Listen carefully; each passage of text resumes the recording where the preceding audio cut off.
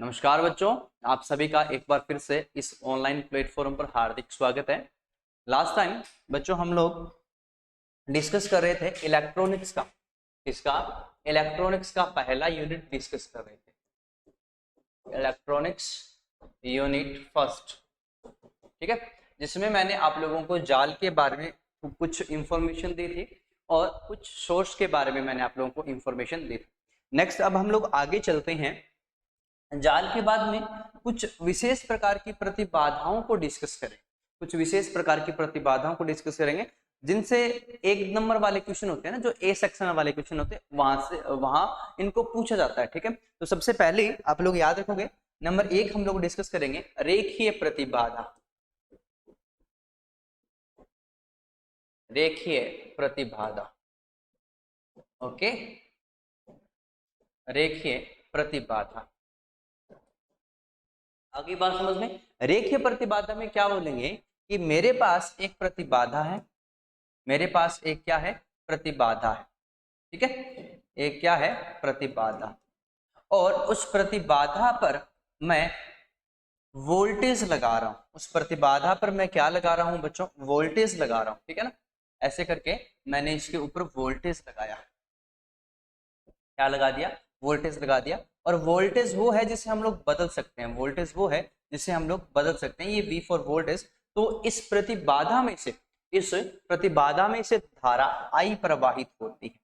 धारा कितनी प्रवाहित होती है, I प्रवाहित होती है। मैंने क्या बताया, ध्यान से सुनना। मेरे पास एक प्रतिबाधा है, उस प्रतिबाधा पर मैंने वोल्टेज लगाई, वोल्टेज लगाई तो परिपथ बंद हुआ और बंद परिपथ में धारा प्रवाहित हुई। अब रेखीय प्रतिबाधा का मतलब क्या है कि जब भी मेरे को क्या करना है, मेरे को इस प्रतिबाधा के लिए एक ग्राफ बनाना है। इस प्रतिबाधा के लिए मेरे को एक क्या बनाना है, ग्राफ बनाना है। कौन सा ग्राफ बनाना है, तो VI वक्र बनाना है। कौन सा वक्र बनाना है, VI वक्र। ठीक है ना, वोल्टता धारा ग्राफ। ठीक है, वोल्टता धारा ग्राफ जब मैं बनाता हूं तो अगर मेरे को एक सरल रेखा मिलती है, कैसे मिलती है, एक सरल रेखा मिलती है, तो उस प्रतिबाधा का नाम होगा रेखीय प्रतिबाधा। यानी कि वह प्रतिबाधा जिसके लिए, वह प्रतिबाधा जिसका वोल्टता धारा ग्राफ सरल रेखा प्राप्त होता है, रेखीय प्रतिबाधा कहलाती है। ओके, इसकी डेफिनेशन क्या लिखेंगे हम लोग, इसकी डेफिनेशन क्या लिखेंगे, इसकी डेफिनेशन होगी वह प्रतिबाधा, वह प्रतिबाधा, वह प्रतिबाधा जिसका VI वक्र सरल रेखा है, सरल रेखा होता है। ठीक है ना, वह प्रतिबाधा जिसका VI वक्र सरल रेखा होता है, उस चीज को हम लोग बोलते हैं रेखीय प्रतिबाधा। उस चीज को हम लोग क्या बोलते हैं बच्चों, रेखीय प्रतिबाधा कहते हैं। नेक्स्ट, अब रेखीय प्रतिबाधा में अपने को पूछ सकता है कि इसके एग्जाम्पल क्या क्या है, इसके एग्जाम्पल्स के बारे में अपने से वो पूछ सकता है, इसके अंदर अपने को एग्जाम्पल क्या क्या लिखने होंगे। ठीक है, तो एग्जाम्पल के रूप में आप लोग याद रखना, प्रतिरोध एक रेखीय प्रतिबाधा है। ठीक है, प्रेरकत्व भी एक, प्रेरकत्व यानी कि प्रेरण कुंडली की बात कर रहा हूं मैं। प्रेरकत्व का मतलब होता है प्रेरण कुंडली। ठीक है ना, प्रेरण कुंडली भी एक रेखीय प्रतिबाधा है। संधारित्र भी एक रेखीय प्रतिबाधा है। संधारित्र भी एक कौन सी प्रतिबाधा है, रेखीय प्रतिबाधा। अब रेखीय प्रतिबाधा कौन कौन सी नहीं है, कौन कौन सी नहीं है। ठीक है, तो ये तो सभी के सभी रेखीय प्रतिबाधा नहीं है, और जो रेखीय प्रतिबाधा नहीं है वो कौन कौन से हैं। ठीक है, रेखीय प्रतिबाधा नहीं है, रेखीय प्रतिबाधा नहीं है, तो कौन कौन सी नहीं है, तो इसके अंदर आप लोग याद रखोगे, अपना डायोड रेखीय प्रतिबाधा नहीं होता। डायोड क्या नहीं होता, रेखीय प्रतिबाधा नहीं होता। दूसरा ट्रांजिस्टर, दूसरा एग्जांपल क्या लिख सकते हो, ट्रांजिस्टर होता है, वो भी रेखीय प्रतिबाधा में नहीं आता है। आईसी की बात करें तो आईसी यानी इंटीग्रेटेड सर्किट, वो भी अपनी रेखीय प्रतिबाधा नहीं होती। इतने एग्जांपल आप लोग यहाँ पर याद रखोगे। ठीक है, तो रेखीय प्रतिबाधा क्या हुई, वो प्रतिबाधा जिसका VI वक्र एक सरल रेखा प्राप्त होता है, प्लस इसके अंदर एग्जाम्पल के रूप में देखें तो प्रतिरोध, प्रेरण कुंडली और संधारित्र तीनों ही क्या है, रेखीय प्रतिबाधा के एग्जाम्पल है। ठीक है, अब रेखीय प्रतिबाधा के बाद में नेक्स्ट नंबर 2 आता है द्विपार्श्विक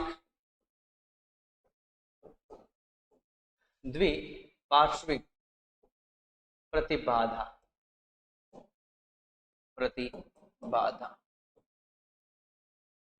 द्विपार्श्विक प्रतिबाधा, ठीक है। द्विपार्श्विक प्रतिबाधा का मतलब क्या है कि यदि किसी प्रतिबाधा में अगर हम लोग धारा की दिशा बदल देते हैं, तो उसकी प्रतिबाधा के मान पर कोई प्रभाव ना पड़े, इस प्रकार की प्रतिबाधा को हम लोग द्विपार्श्विक प्रतिबाधा कहते हैं। इसको उल्टा सुल्टा कैसे भी हम लोग लगा सकते हैं, उल्टा सुल्टा कैसे भी लगा देना, कोई दिक्कत वाली बात नहीं होगी। ठीक है, तो वह प्रतिबाधा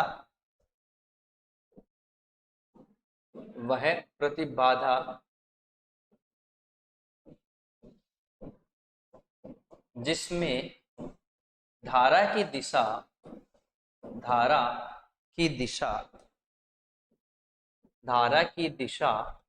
बदलने पर उसके मान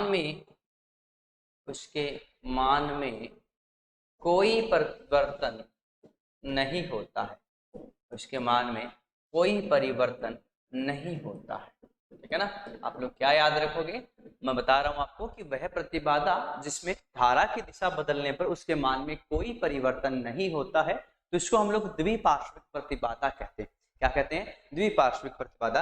अब एग्जाम्पल देखें तो एग्जाम्पल के रूप में देखें तो वही प्रतिरोध को अगर आप उल्ट कर लगाओगे तो प्रतिरोध मान पर कोई प्रभाव नहीं पड़ेगा। ठीक है, प्रेरण कुंडली को भी अगर आप लोग उल्ट के लगाओगे तो उसके मान पर भी कोई प्रभाव नहीं पड़ेगा। संधारित्र को भी लगाओगे तो उसके मान पर कोई प्रभाव नहीं पड़ेगा। यानी कि द्विपार्श्विक और रेखीय का मतलब एक ही होता है। ठीक है, द्विपार्श्विक और रेखीय का मतलब क्या होता है, एक ही चीज होता है। ठीक है, नेक्स्ट आगे चलते हैं। नेक्स्ट आप लोग इसके एग्जाम्पल नहीं है में लिखोगे तो वही डायोड, ट्रांजिस्टर और आईसी, इसके एग्जाम्पल नहीं है। ओके, अब नेक्स्ट ये होगी द्विपार्श्विक प्रतिबाधा। दो प्रतिबाधाएं होती हैं, इनके बारे में काफी क्वेश्चन पूछे जाते हैं। ठीक है ना। नेक्स्ट बच्चों एक इंपॉर्टेंट चीज और है, शाखा।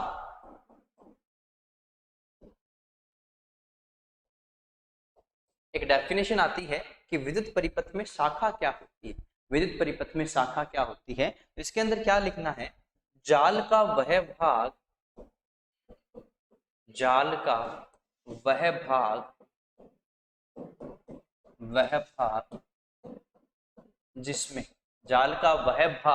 जिसमें धारा नियत रहती है, धारा नियत रहती है, शाखा कहलाता है। क्या कहलाता है बच्चों, शाखा कहलाता है।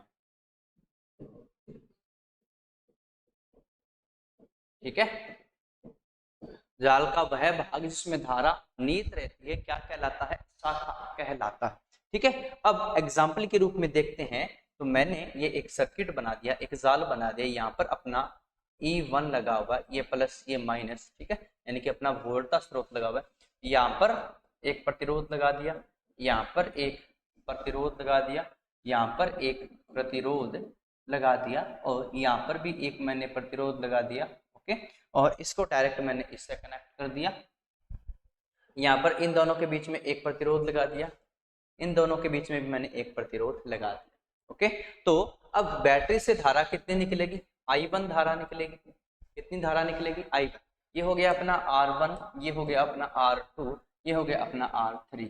ठीक है, ये हो गया अपना R4, ये हो गया अपना R5, ये हो गया अपना R6। ओके, इस पॉइंट यहाँ से स्टार्ट करते हैं, ये पॉइंट A, ये पॉइंट B, ये पॉइंट C, ये पॉइंट D हो गया। ठीक है, ये पॉइंट E हो गया, ये पॉइंट F हो गया, ये पॉइंट G हो गया और ये पॉइंट क्या हो गया, H हो गया। ठीक है, इस प्रकार से मैंने एक कॉम्प्लेक्स जाल बनाया है, छोटा सा सिंपल सा एक जाल बनाया है। उस जाल में अपने को शाखा छांटनी, तो पहले में धारा मैंने I1 प्रवाहित कर दी। अब I1 धारा में से I2 इधर चली जाएगी और I3 इधर चली जाएगी। वो अलग बात है कि I3 is equal to I1 minus I2। Okay, फिर I2 की बात करते हैं तो I2 में से यहाँ तक I2 आई, फिर यहाँ पर I4 चली गई, यहाँ पर I5 चली गई, यहाँ पर क्या चली गई I5। तो यहाँ पर अपने को शाखा ढूंढनी है, ये जो मैंने जाल बनाया है इनमें शाखा कौन कौन सी है, इसमें शाखा कौन कौन सी है, ये चीज अपने को सर्च करने की, इसमें शाखा कौन कौन सी है। तो जिसमें धारा का मान नियत रहे, जिसमें धारा का मान नियत रहे वो शाखा कहलाएगी। जैसे एग्जाम्पल के रूप में AB एक शाखा है क्योंकि इसमें धारा का मान I1 नियत रहता है, धारा का मान I1 नियत रहता है, ठीक है। फिर BC भी एक शाखा है, CD भी एक शाखा है, DE भी एक शाखा है क्योंकि इन सभी में धाराओं का मान क्या रह रहा है, नियत रह रहा है। फिर BG भी एक शाखा है, फिर CF भी एक क्या है, शाखा है, क्योंकि यहाँ पर धाराओं का मान क्या है, नियत रहता है, धाराओं का मान क्या रहता है, नियत। तो सर्किट का वह पार्ट जिसमें धारा का मान नियत रहा उसे हम लोगों ने शाखा नाम दे दिया, उसे हम लोगों ने क्या नाम दे दिया, शाखा नाम दे दिया। ओके, नेक्स्ट यहाँ से अपने को एक डेफिनेशन और पूछी जाती है, नेक्स्ट डेफिनेशन और पूछी जाती है, संधि या नोड, संधि या नोड किसे कहते हैं, ठीक है। तो विद्युत परिपथ में या जाल में जहां पर दो या दो से अधिक शाखा आकर मिलती है, ठीक है। विद्युत परिपथ या जाल में, हम लोग जाल ही लिख लेते हैं, विद्युत जाल में क्या चीज होगी, विद्युत जाल में एक बिंदु होगा, विद्युत जाल में एक क्या होगा, बिंदु होगा। उस बिंदु पर दो या दो से अधिक शाखा मिलती है, ठीक है। तो याद रखना मैं क्या बता रहा हूं आप लोगों को, विद्युत जाल या विद्युत परिपथ में एक बिंदु होगा जिसके ऊपर दो या दो से अधिक शाखा मिलती है, तो फिर उसी बिंदु को हम लोग संधि बिंदु नाम देते हैं, उसी बिंदु को हम लोग संधि या संधि बिंदु कहते हैं, संधि या संधि बिंदु कहते हैं। ये बात आप लोगों को याद रखनी। अब एग्जाम्पल के रूप में ऊपर वाला सर्किट है, इसमें कौन कौन सा संधि बिंदु होगा, तो जहां पर भी दो या दो से अधिक शाखा मिले, जैसे एग्जाम्पल के रूप में बिंदु बी है, तो बिंदु बी पर तीन शाखाएं मिल रही है, कौन सी, ए बी, बी सी और बी जी, तीन शाखाएं मिल गई, ठीक है। फिर बिंदु सी है, ये भी क्या है बच्चों, ये भी अपना संधि बिंदु, क्योंकि इस पर बी सी, सी डी और सी एफ शाखा मिल गई, ठीक है। तो ये दो संधि बिंदु, ये दो क्या है, संधि बिंदु है। तो उपरोक्त उदाहरण में पूछ ले कि उपरोक्त उदाहरण में संधि बिंदु कौन कौन से है, तो उपरोक्त उदाहरण में बी व सी संधि बिंदु है, बी व सी क्या है, संधि बिंदु है। ये चीज आप लोगों को समझ में आनी चाहिए, ठीक है। संधि बिंदु हो गया, शाखा हो गया। अब एक डेफिनेशन और आ जाती है इसके अंदर कि पास किसे कहते हैं, पास या लूप किसे कहते हैं, ठीक है ना। ये काफी बार डेफिनेशन पूछ जाती है और अपने को काम भी आएगी, किरचॉफ के नियम में ये चीज अपने को काम भी आएगी, ठीक है। तो इस चीज को क्या कहेंगे हम लोग, जो शाखाएं होती हैं, शाखाएं मिलकर एक ऐसा बंद पथ बना ले जिसमें धारा हो, ठीक है। शाखाएं मिलकर धारा का बंद पथ बनाती है, शाखाएं मिलकर धारा का अगर बंद पथ बना लेती है तो उसी चीज को हम लोग पास कहते हैं, ठीक है। कुछ शाखाएं मिलकर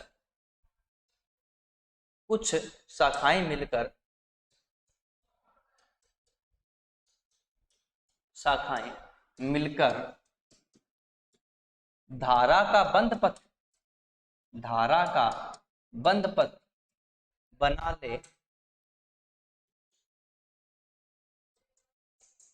बना ले तो इसे, कुछ शाखाएं मिलकर धारा का बंद पथ बना ले तो इसे पास या लूप कहते हैं, पास या लूप कहते हैं। यानी कि जो पास या लूप है ये धारा का एक बंद पथ होगा जिसमें कई शाखाएं होंगी, अब एग्जाम्पल के रूप में ऊपर वाले ही डायग्राम में अपने को अगर पास पूछ ले, ऊपर वाले डायग्राम में अपने को अगर पास पूछ ले तो कैसे बताएंगे, तो इसके अंदर देखेंगे तो ये एक पास है, ये क्या है, एक पास है। आगे चले तो ये भी एक पास है, ठीक है। आगे चले तो ये भी एक क्या है, पास है, ठीक है। इस प्रकार से अपने पास यहाँ पर डायग्राम में मैंने आप लोगों को कितने पास शो कर दिए, 3 पास शो कर दिए। ऊपर जो डायग्राम है उसमें कुल 3 पास है, ठीक है। ये तो हो गए छोटे छोटे। अब देखना ध्यान से, ये भी पूरा भी एक पास है, ये पूरा भी एक क्या है, पास है, ये पूरा भी एक क्या है, पास है। इस तरीके से आप लोग याद रखोगे। धारा का बंद पथ बनना चाहिए, धारा का क्या बनना चाहिए, बंद पथ बनना चाहिए। धारा का जहां पर भी बंद पथ बन जाएगा वो चीज क्या कहलाएगी, पास या लूप कहलाएगी, पास या लूप कहलाएगी। ओके, नेक्स्ट आगे चलते हैं। ये हो गए अपने कुछ संबंधित, अपने पेपर से संबंधित कुछ डेफिनेशन है जो पहली यूनिट में पूछी जाती है। नेक्स्ट अब आगे चलते हैं, ठीक है। अब महत्वपूर्ण चीजें आएंगी यहाँ पर। अब हम लोग डिस्कस करेंगे किरचॉफ के नियमों को, किरचॉफ के नियम, किरचॉफ के नियम, किरचॉफ के नियम बोल दो या किरचॉफ के परिपथीय नियम बोल दो, एक ही बात है। किरचॉफ के नियम या किरचॉफ के परिपथीय नियम। बेसिकली हम लोग किरचॉफ के नियम में दो नियम पढ़ते हैं। कितने नियम पढ़ते हैं हम लोग, दो नियम पढ़ते हैं। कितने नियम पढ़ते हैं, दो नियम पढ़ते हैं। एक तो धारा नियम पढ़ते हैं जो धारा के लिए दिया हुआ होता है, और एक होता है वोल्टता नियम। कौन सा नियम होता है, वोल्टता नियम, यानी कि वोल्टता के लिए दिया जाएगा। एक तो धारा नियम है, दूसरा वोल्टता नियम। दूसरा कौन सा नियम, वोल्टता नियम। दो चीजें, ठीक है, कितनी, दो चीजें। किरचॉफ के नियम के अंदर हम लोग दो नियम डिस्कस करेंगे। एक तो धारा के लिए डिस्कस करेंगे, दूसरा वोल्टता के लिए। दूसरा किसके लिए डिस्कस करेंगे, वोल्टता के लिए डिस्कस करेंगे। और धारा नियम है, इसको संधि नियम भी बोलते हैं।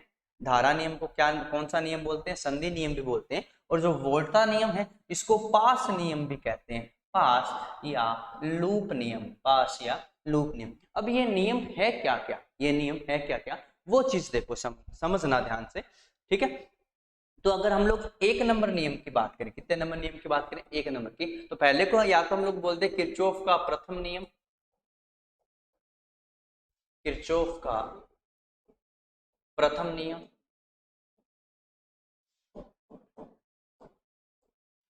या फिर इसको हम लोग बोल सकते हैं धारा नियम,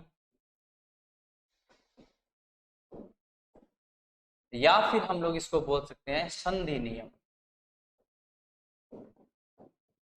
ठीक है, तो अपने पास इस एक नियम के तीन नाम हो गए, ठीक है। बेसिकली आगे वाले दो ध्यान में रखने, पहला तो अपने को समझ में आ जाता है कि जो पहले दिया वो प्रथम नियम, जो बाद में दिया वो दूसरा नियम। ओके, अब ये नियम क्या बोलता है, ये नियम बोलता है कि आप संधि बिंदु को ढूंढिए। आप कौन से बिंदु को ढूंढिए, संधि बिंदु को ढूंढिए, और उस संधि बिंदु के ऊपर एक खास बात होती है। आप लोग, ये क्या बोलता है ये नियम, ये नियम बोलता है कि आप संधि बिंदु ढूंढिए, परिपथ में एक संधि बिंदु ढूंढिए, उस संधि बिंदु पर एक खास बात होती है, और वो खास बात क्या होती है कि धाराओं का बीजगणितीय योग शून्य होगा। संधि बिंदु ढूंढना है और संधि बिंदु पर धाराओं का कौन सा, बीजगणितीय योग, बीजगणितीय योग, सॉरी, बीजगणितीय योग इज इक्वल टू शून्य। ठीक है, आप एक संधि बिंदु ढूंढिए, उस संधि बिंदु पर देखोगे तो धाराओं का जो बीजगणितीय योग होगा वो आप लोगों को शून्य मिलेगा। तो प्रथम नियम का स्टेटमेंट, यानी कि अगर कथन पूछ ले, प्रथम नियम का क्या पूछ ले, कथन पूछ ले, तो कथन में हम लोगों को याद रखना है कि विद्युत जाल या विद्युत परिपथ में, विद्युत जाल या विद्युत परिपथ में संधि बिंदु पर, संधि बिंदु पर धाराओं का बीजगणितीय योग शून्य होता है, धाराओं का बीजगणितीय योग शून्य होता है। या फिर इस स्टेटमेंट, ये जो स्टेटमेंट है इसको हम लोग ऐसे भी लिख सकते हैं कि आने वाली धारा, आने वाली धारा, आने वाली धारा इज इक्वल टू जाने वाली धारा, जाने वाली कुल धारा लिखना, जाने वाली कुल धारा। ओके,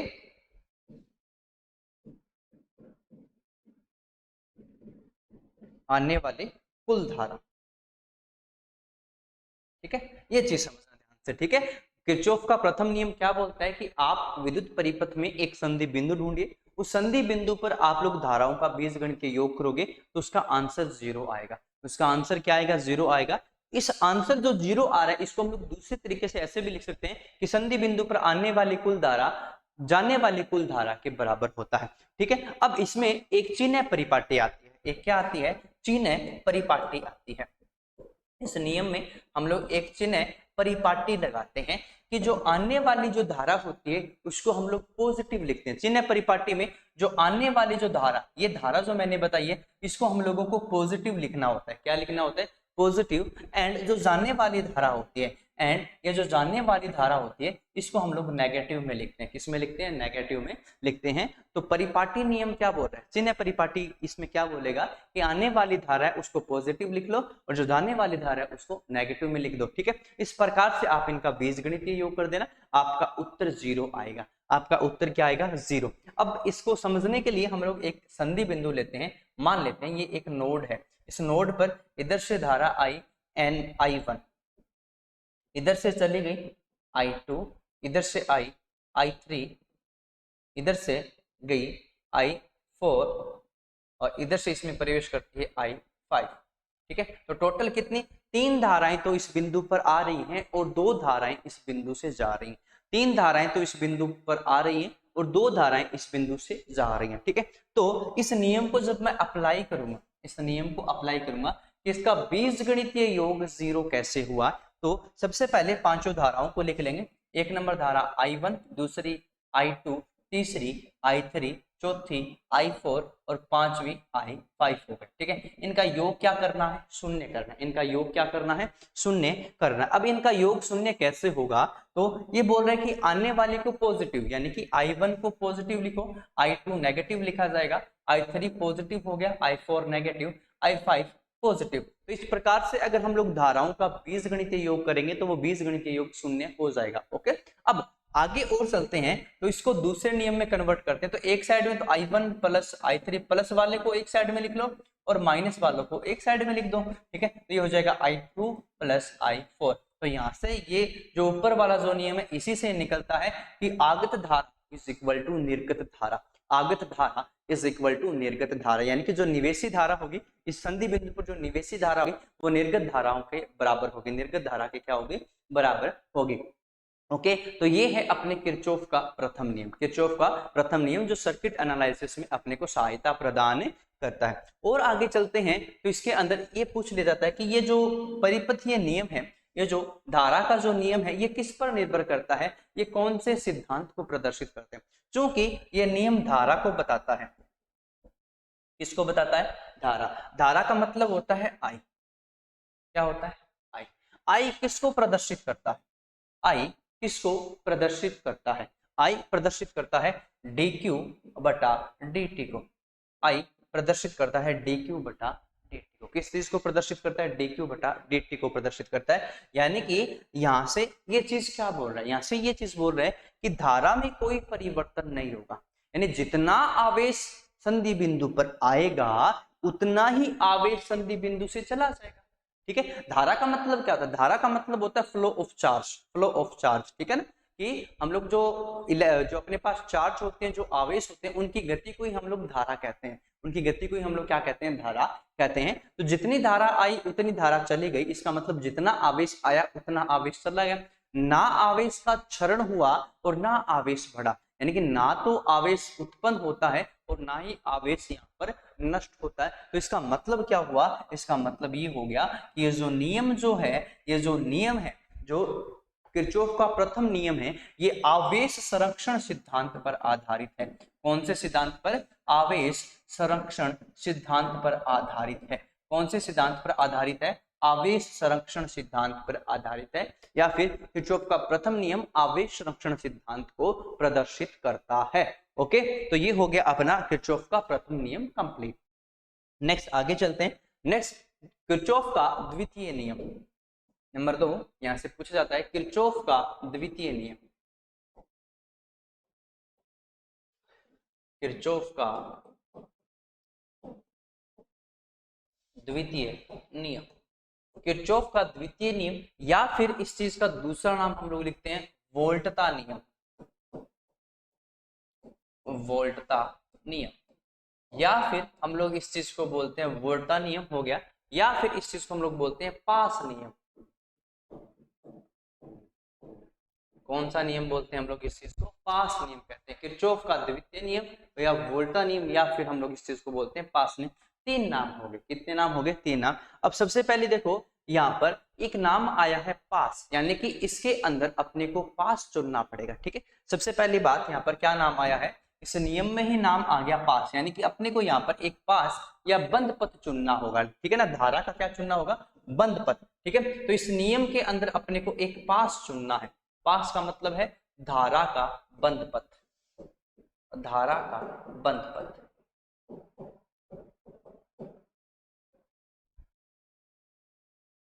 ठीक है, अब इस नियम में एक डायरेक्शन, अब ये नियम है वोल्टा के लिए, तो इसमें वोल्टेज तो कंफर्म आएंगे। वोल्टेज के रूप में हम लोग दो चीज देखेंगे। वोल्टेज के रूप में हम लोग दो चीज लेते हैं। कितनी चीज लेते हैं? ये जो वोल्टा नाम है, इस वोल्टा के रूप में हम लोग दो चीज लेते हैं विद्युत परिपथों में। कितनी चीज लेते हैं विद्युत परिपथों में? दो चीज लेते हैं। एक तो हम लोग लेते हैं ईएमएफ यानी कि विद्युत वाहक बल, ईएमएफ यानी कि इलेक्ट्रोमोटिव फोर्स। ईएमएफ मतलब इलेक्ट्रोमोटिव फोर्स, जो कि सेल जनरेट करेगा, जो कि बैटरी जनरेट करता है। ये किसका होता है? ये बैटरी का होता है। ये किसका होता है? बैटरी का, यानी कि सेल का होता है। दूसरी चीज हम लोग वोल्टा के रूप में यहां पर लेंगे विभव पतन। विभव पतन वोल्टा के रूप में क्या लेंगे? विभव पतन लेंगे। विभव पतन कहाँ होगा? तो विभव पतन प्रतिबाधा या प्रतिरोध पर होगा। ठीक है ना, हम लोग यहाँ पर बेसिकली प्रतिबाधा नाम लेंगे। क्या नाम लेंगे? प्रतिबाधा नाम लेंगे। ठीक है, तो ये नियम क्या बोलेगा? ये नियम वोल्टा नियम नाम समझ में आया। तो इसमें जो वोल्टा नाम है वो दो चीज के लिए यूज करेंगे, एक तो ईएमएफ और दूसरा विभव पतन। ईएमएफ बैटरी से जनरेट होता है, विभव पतन प्रतिबाधा पर होता है। कहाँ होता है? प्रतिबाधा पर होता है। अब धारा का बंद पथ, धारा का बंद पथ चुनना प्लस बैटरी वाला लेना प्लस विभव पतन भी अपने को यहाँ पर लेना होता है। अब इसका कथन क्या लिखेंगे? ठीक है, इसके अंदर हम लोग कथन क्या लिखेंगे? इसका स्टेटमेंट इंपॉर्टेंट है, जो आप लोगों को कंफ्यूज करता है। आप लोगों को क्या करता है? कंफ्यूज करता है। ठीक है, तो इसमें करना क्या है? अपने को बेसिकली करना क्या है? तो इसके अंदर अपने को ये चीज करनी है कि अपने को एक पास चुनना। सबसे पहले अपने को एक क्या चुनना? पास चुनना। उस पास में एक विशेष दिशा में चलना। उस पास में एक विशेष दिशा में चलेंगे तो ईएमएफ और विभव पतन का बीजगणितीय योग शून्य हो जाएगा। ठीक है, मैं क्या चीज बोल रहा हूं? मैं ये चीज बोल रहा हूं, पास में एक विशेष दिशा में चलने पर, पास में एक विशेष दिशा में, एक विशेष दिशा में चलने पर, पास में एक विशेष दिशा में चलने पर ईएमएफ व विभव पतन का बीजगणितीय योग व विभव पतन का बीजगणितीय योग, बीजगणितीय योग शून्य होता है। योग शून्य होता है।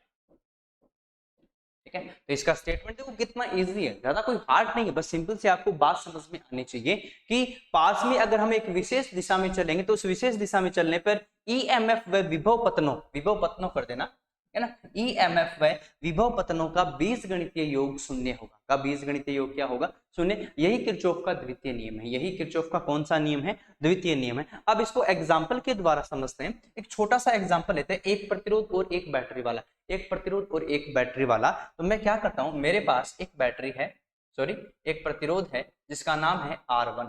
ठीक है, सॉरी R ही नाम ले लेते हैं। और एक मेरे पास बैटरी है जो जिसका नाम है, जिसकी वोल्टेज है V, जिसकी वोल्टेज कितनी है? V है, या हम लोग E नाम ले लेते हैं। ठीक है, EMF E के लिए हो गया। ठीक है, ये प्लस हो गया, ये माइनस हो गया, यहाँ से धारा निकली और मान लेते हैं वो धारा कितनी है? I है। कितनी है? I है। ठीक है, यानी कि हम लोगों ने एक सिंपल छोटा सा डायग्राम बनाया। एक सिंपल छोटे से में अप्लाई कर देना, बड़े वाले में अपने आप अप्लाई हो जाएगा। ठीक है, तो इसमें हम लोग क्या करेंगे? हम लोग ओम का नियम लगाएंगे। किसका नियम लगाएंगे? ओम नियम। कौन सा नियम लगाएंगे? ओम नियम। ओम का नियम सिंपल सी चीज क्या है? ओम का नियम यही चीज बोलता है कि प्रतिरोध के सिरों पर उत्पन्न विभवांतर विद्युत वाहक बल के बराबर होता है। प्रतिरोध के सिरों के ऊपर उत्पन्न विभवांतर किसके बराबर होगा? इसके विद्युत वाहक बल के बराबर होगा। यानी कि हम लोग यहाँ पर ये चीज लिखेंगे ओम के नियम से, E is equal to I R. E is equal to हम लोग क्या लिखेंगे? आई आर लिखेंगे। E इज इक्वल टू हम लोग क्या लिखेंगे? आई आर लिखेंगे। अब मैं क्या करूंगा यहां से इसका पक्षांतरण करके पीछे ले आऊंगा। इसका पक्षांतरण करके कहां ले आऊंगा? पीछे ले आऊंगा। तब मेरे पास आ जाएगा E minus I R is equal to 0, या फिर इस इक्वेशन को हम लोग ऐसे भी लिख सकते हैं, I R minus E is equal to 0। s equal to 0। दोनों में से कोई सा ही एक स्टेटमेंट लिख देना। तो मैंने जो ऊपर स्टेटमेंट लिखा है, जो मैंने ऊपर जो स्टेटमेंट लिखा है, उस स्टेटमेंट के अकॉर्डिंग मेरा ये ओम का नियम तैयार हो गया। ठीक है, इसमें मैंने क्या बोला, ईएमएफ, इसमें मैंने क्या बोला, ईएमएफ और विभव पतन।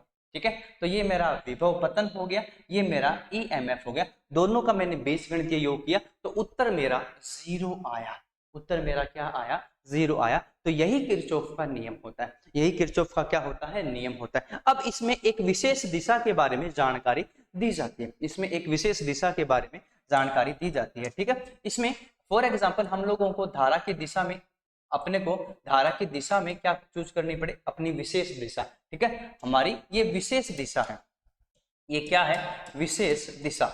अब विशेष दिशा के लिए यहाँ पर एक चिन्ह परिपाटी दी जाती है, विशेष दिशा के लिए यहाँ पर एक क्या दी जाती है, चिन्ह परिपाटी दी जाती है। विशेष दिशा के लिए क्या दी जाती है, चिन्ह परिपाटी दी जाती है, चिन्ह परिपाटी। ये जो विशेष दिशा चुनी है इसके लिए एक क्या दी जाएगी, विशेष परिपाटी दी जाएगी। अब विशेष परिपाटी के अंदर हम लोग 4 पॉइंट लिखेंगे। ठीक है ना, वैसे 2 ही पॉइंट लिखेंगे, एक बैटरी के लिए और एक प्रतिरोध के लिए या प्रतिबाधा के लिए। ठीक है, बेसिकली 2 ही पॉइंट लिखेंगे। नंबर 1 पॉइंट, धारा व चुनी गई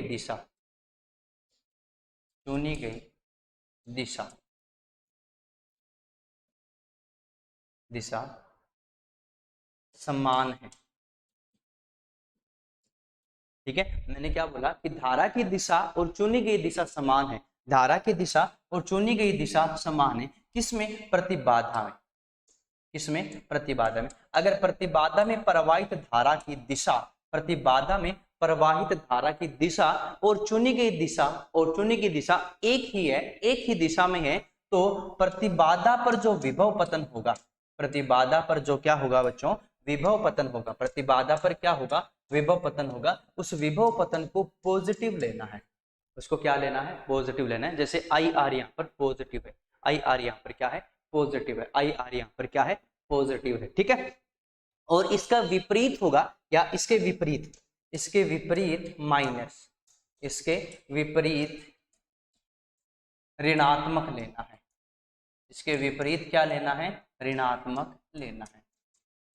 ठीक है, तो ये हो गया ना एक नियम। कितना होगा, चिन्ह परिपाटी का पहला नियम होगा कि यदि धारा की दिशा व चुनी की दिशा एक ही है तो प्रतिबाधा पर जो विभव पतन होगा उसको पॉजिटिव लेना। अगर इसके विपरीत, अगर ऊपर वाला कथन इसके विपरीत है तब ऋणात्मक ले लेना, कोई दिक्कत वाली बात नहीं है। ठीक है, अब आगे चलते हैं।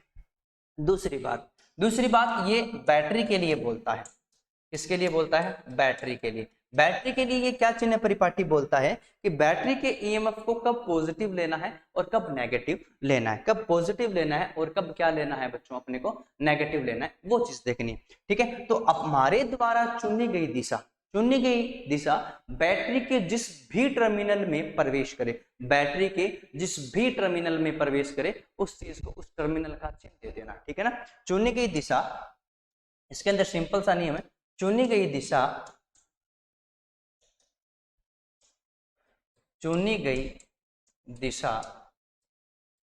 बैटरी के जिस टर्मिनल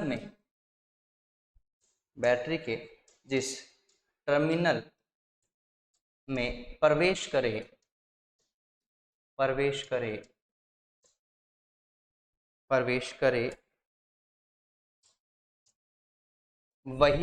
प्रवेश करे वही ईएमएफ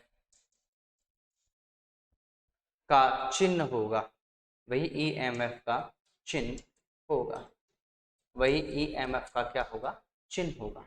ठीक है, यानी कि इसमें हम लोगों ने 2 चीज पढ़ी है नियम के रूप में कि एक तो वोल्टेज के लिए कि विभव पतन को कब पॉजिटिव लेना, कब नेगेटिव लेना।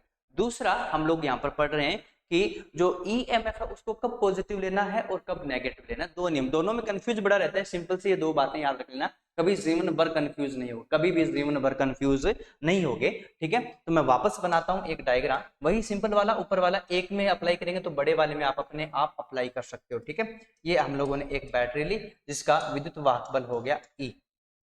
ठीक है, ये प्लस हो गया, ये माइनस हो गया, प्लस से धारा निकली, माइनस में धारा प्रवेश करती है, ये इसका मान हो गया R और इसके अंदर धारा प्रवाहित हुई I। यही सिंपल सा डायग्राम मैं एक बार वापस बनाता हूं।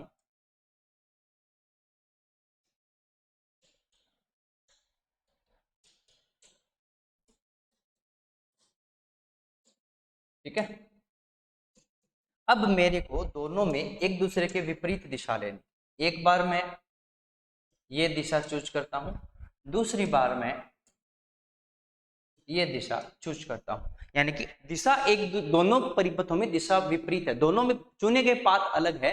तो यहां से अपने को पता चलेगा कि जो समीकरण आएंगे वो दिशा पर निर्भर नहीं करेगी, वो इस पाथ की दिशा पर नहीं निर्भर नहीं करेंगे, जो समीकरण आएंगे उनकी बात करें। तो इसमें अगर हम लोग नियम लगाते हैं तो ये नियम क्या बोलता है कि यदि प्रतिरोध में धारा की दिशा और चुनी गई दिशा समान हो, प्रतिरोध में धारा की दिशा और चुनी गई दिशा समान हो, तो उस अवस्था में अपने को क्या करना है, अपने को IR जो विभव पतन आया उसको पॉजिटिव लेना, तो पॉजिटिव ले लिया, और बैटरी के जिस टर्मिनल में अपनी दिशा जाती है, जिस टर्मिनल में अपनी दिशा जाती है उसको वही चिन्ह दे देना, यानी कि माइनस का E is equal to 0, is equal to क्या मिला 0। जबकि यहां अगर हम लोग सोल्व करेंगे तो इसका विपरीत है, यानी कि इसमें धारा की दिशा क्या विपरीत, तो माइनस का IR आ जाएगा और प्लस का आ जाएगा E which is equal to 0। ठीक है, इसमें भी हम लोगों ने ऊपर वाली चिन्ह परिपाटी लगाई है, इसमें भी हम लोगों को यहाँ पर दिशा विपरीत होने की वजह से ये माइनस आ गया और ये पॉजिटिव में प्रवेश किया तो इसका आगे प्लस लगा दिया, इज इक्वल टू क्या हो गया 0 हो गया। अब देखो ध्यान से, क्या मैं यहां से माइनस कॉमन ले लूंगा तो मेरे पास यही समीकरण वापस आ जाएगी, आएगी या नहीं आएगी? अगर मैं माइनस कॉमन ले लेता हूं तो यही समीकरण वापस आती है, दोनों समीकरण ये और ये दोनों समीकरण एक जैसी।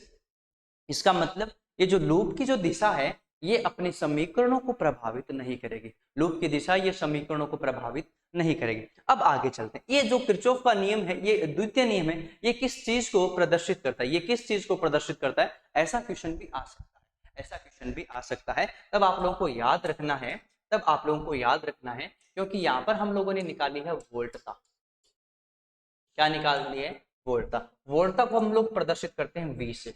अगर V को हम लोग मल्टीप्लाई कर दें E से या आवेश से, V को हम लोग किससे मल्टीप्लाई कर दें, Q से मल्टीप्लाई कर दें, किससे मल्टीप्लाई कर दें, Q से, तो अपने पास ऊर्जा बनती है, क्या बनती है, ऊर्जा, यानी कि ऊर्जा कितनी आ जाएगी, Q इंटू V, ऊर्जा कितनी आ जाएगी, Q इंटू V आ जाएगी, Q इंटू V आ जाएगी। पहली बात, आवेश संरक्षण सिद्धांत ऊपर से आ गया, कोई दिक्कत वाली बात नहीं। दूसरी बात V की, दूसरी बात किसकी है, V की, तो मैंने यहाँ पर आप लोगों को बताया जितना विभव पतन लगाया, जितना विद्युत वाहक बल लगाया उतना ही विभव पतन हुआ, उससे ज्यादा तो नहीं होगा ना उससे कम होगा। तो हम लोगों ने यहाँ से एक चीज निकाल लेनी है, ये जो नियम है, ये वोल्टता को जब हम लोग आवेश से मल्टीप्लाई करते हैं तो ऊर्जा निकल जाती है, क्या निकल जाती है, ऊर्जा। तो यहाँ से हम लोग ये चीज बता सकते हैं कि ये जो नियम है ये ऊर्जा संरक्षण सिद्धांत पर आधारित है। कौन से सिद्धांत पर आधारित है, ऊर्जा संरक्षण सिद्धांत पर आधारित है, ऊर्जा संरक्षण सिद्धांत पर क्या है बच्चों, ये आधारित है। पहला नियम किस पर आधारित था, आवेश संरक्षण सिद्धांत पर, दूसरा नियम किस पर आधारित है, ऊर्जा संरक्षण सिद्धांत पर आधारित है। आज की क्लास में हम लोग इतना ही डिस्कस करेंगे, बाकी डिस्कस करेंगे हम लोग कल की क्लास में। आज इतना ही, थैंक यू सो मच बच्चों।